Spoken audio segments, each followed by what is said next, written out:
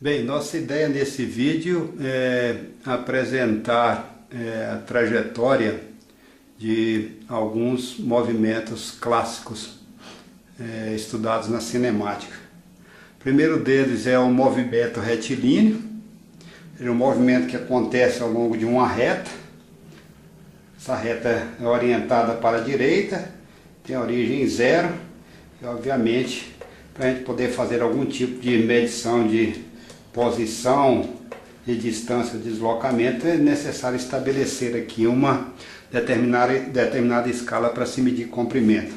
Colocamos aqui uma calha metálica, então essa calha metálica limita o movimento dessa esfera. A calha metálica está um pouco inclinada, então esse movimento da esfera dentro da calha é um movimento retilíneo.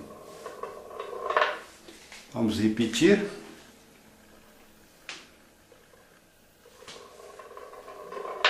Bem, o movimento é retilíneo, que está acontecendo no interior da calha, ou seja, ao longo de uma reta, mas esse movimento não é uniforme, já que a esfera está descendo dentro de uma calha que está um pouco inclinada, ou seja, esse movimento é retilíneo e não uniforme, ou seja, retilíneo e acelerado.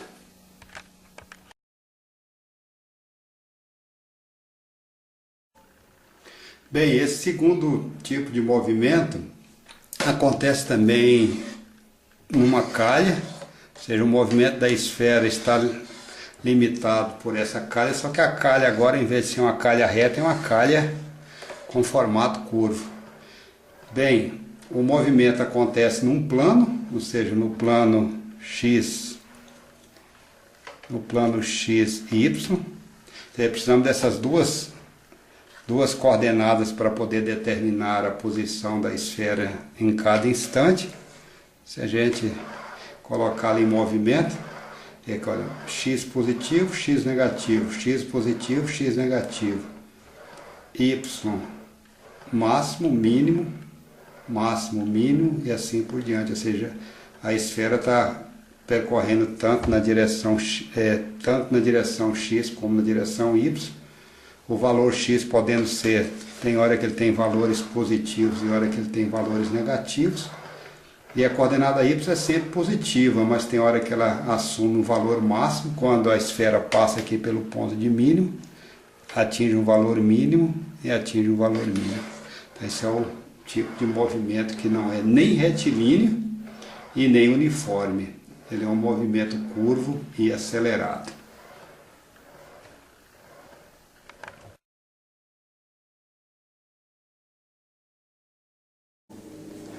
Bem, esse movimento já foi apresentado anteriormente, é o movimento pendular, ou seja, uma massa está suspensa no campo gravitacional por uma haste, nesse caso uma linha de nylon, e ele executa esse tipo de movimento, ou seja, a coordenada de movimento plano, né?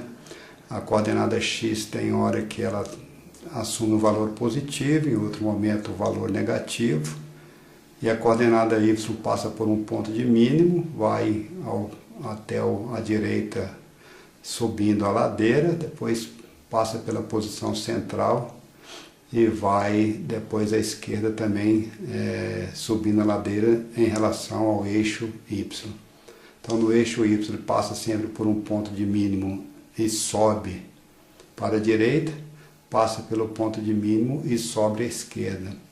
A coordenada x apresenta ora valores positivos e ora valores negativos. X positivo, x negativo, x positivo, x negativo. Y subindo, y subindo, y subindo, y subindo.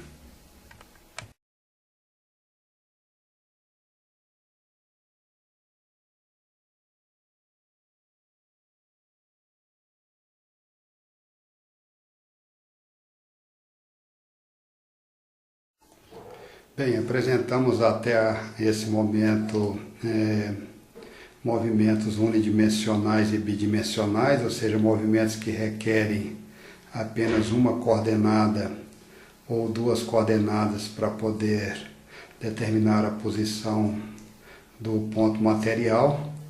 E nessa última apresentação nós gostaríamos de deixar registrado um tipo de movimento que requer três componentes, ou seja, um movimento que acontece no espaço ou um movimento tridimensional.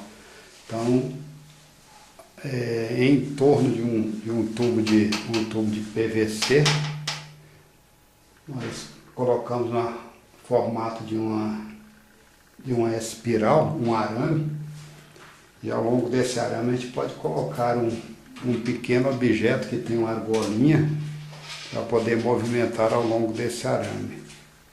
Bem, à medida que esse objeto for descendo, se estiver experimentando esse movimento vertical, ladeira abaixo, ele vai também experimentar um movimento em torno do tubo.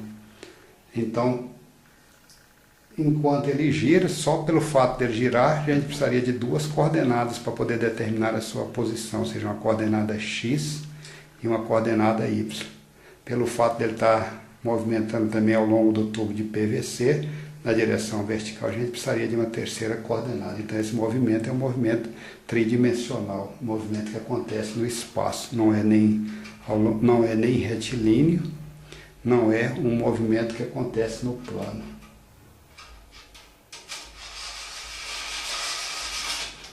Repetindo.